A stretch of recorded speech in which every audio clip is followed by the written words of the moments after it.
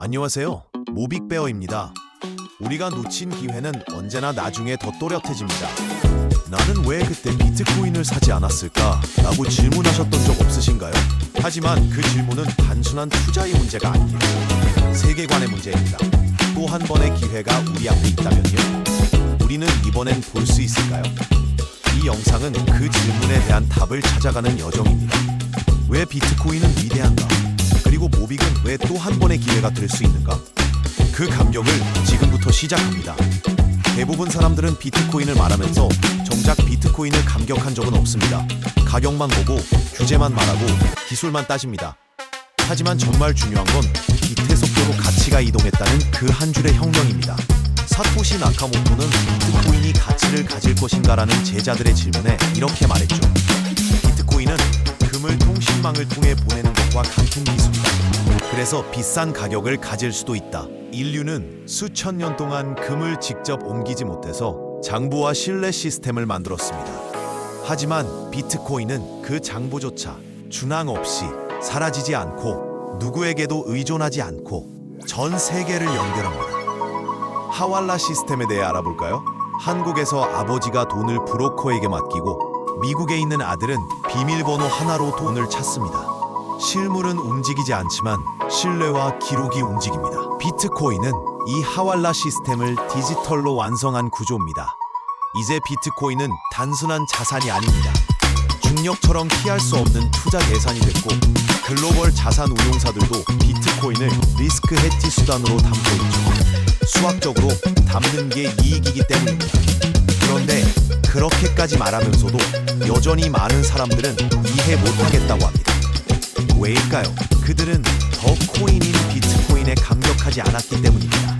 감격 없이 이해는 없습니다. 그리고 감격이 있는 자는 결코 놓치지 않습니다. 그 감격을 지나 이제 두 번째 이야기를 시작해봅니다. 그렇다면 모빅은 무엇인가? 비트코인은 운명에 던져진 철학적 질문이었습니다. 그런데 이 질문에 또 한 번의 해답이 등장합니다. 바로 비트모빅입니다. 비트코인은 위대한 혁명이었지만 극성이 있습니다. 바로 비트코인의 역사성 때문입니다. 사토시의 실종, 마운트 곡스 해킹, 테더 악재 등 수많은 역사적 잔차들이 얽혀 비트코인은 완전히 추상적일 수 없게 되었습니다. 그 불완전함이 기회였고 그 불안정함이 확신으로 바뀌는 여정이 비트코인의 위대함이었습니다. 우리 또한 비트코인의 이러한 극성에서 운동과 변화의 기회를 발견할 수 있을 것입니다. 비트코인은 이상적이지만 불완전하기 때문에 레이어 2로 올라가는 산업들과 함께 발전할 것입니다. 그런데 비트코인은 가격이 너무 비싸서 초기에 다양한 산업체들이 비트코인 레이어 2로 올라타기가 어렵습니다. 그런데 비트코인과 본질이 같은데 극성이 덜한 코인이 있다면 어떨까요? 지금 등장한 모빅은 비트코인과 동일한 본질을 지녔으면서도 태어날 때부터 극성이 훨씬 적은 구조를 가졌습니다. 그래서 더 가볍고 더 조용하고 더 투명합니다. 마치 이미 알고 있는 수학 공식을 더 명확한 언어로 다시 써낸 느낌이랄까요? 모빅도 비트코인처럼 제1레이어입니다. 스스로 발행하고 스스로 기록하며 스스로 신뢰를 만들어냅니다.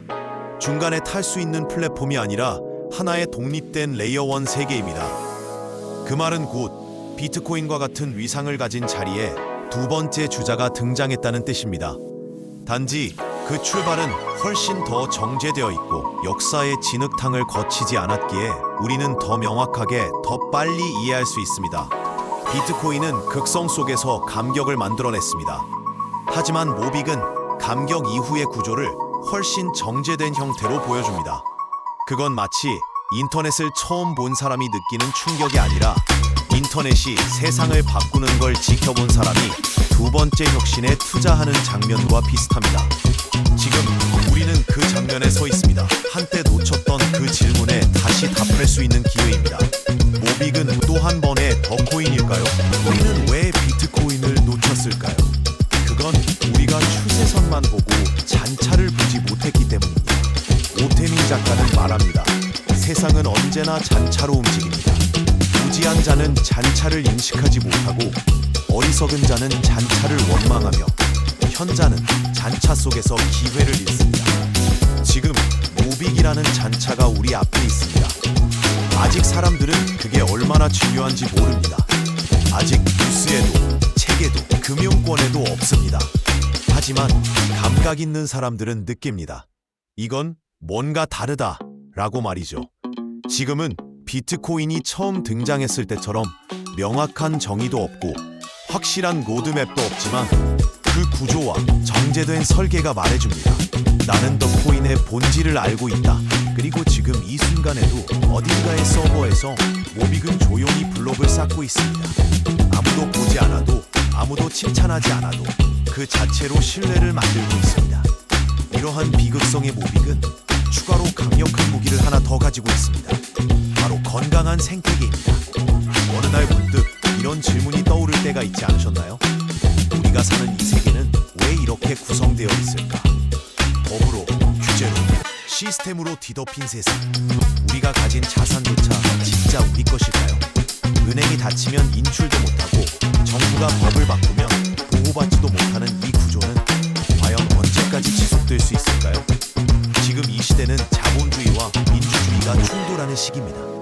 민주주의는 자유를 요구하고 자본주의는 이익을 줬습니다. 이 둘은 이제 같은 방향을 보지 않습니다.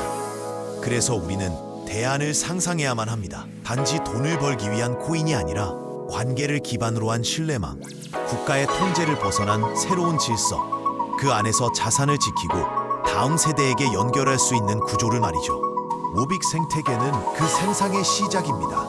단지 코인 몇 개 주고받는 기술이 아니라 자산을 온체인으로 이전하고 법 없이도 상속이 가능하고 함께 살아남기 위한 협력이 일어나는 구조입니다. 정부가 답이 없을 때 국민의 자산을 털기 시작할 그 순간 모빅은 살아남을 수 있는 구조가 될지도 모릅니다. 조용히 그러나 강인하게 말이죠. 비트코인이 감격이라면 모빅은 감격 이후의 생존입니다. 우리는 지금 그 생태계의 시작점에 서 있습니다. 누군가는 이렇게 말하겠죠. 세상은 아직 괜찮아. 그러나 현명한 사람은 이렇게 말합니다. 세상이 괜찮을 때 다음 세상을 준비한다. 그리고 그 다음 세상에 모빅이 있습니다. 감사합니다.